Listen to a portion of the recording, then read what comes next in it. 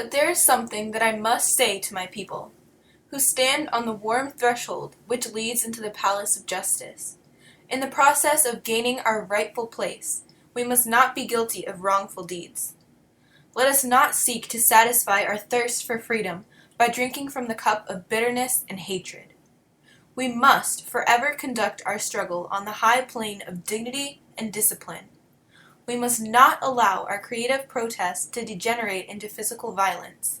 Again and again, we must rise to the majestic heights of meeting physical force with soul force.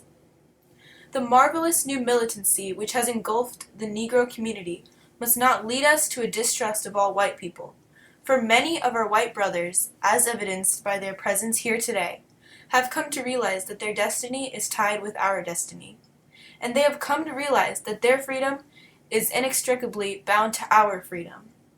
We cannot walk alone, and as we walk, we must make the pledge that we shall always march ahead. We cannot turn back. There are those who are asking the devotees of civil rights, when will you be satisfied?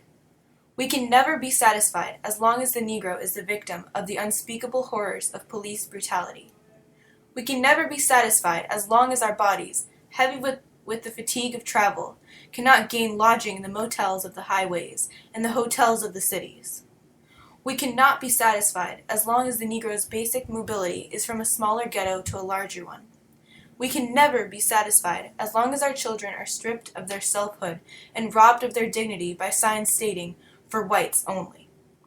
We cannot be satisfied as long as the Negro in Mississippi cannot vote and a Negro in New York believes he has nothing for which to vote.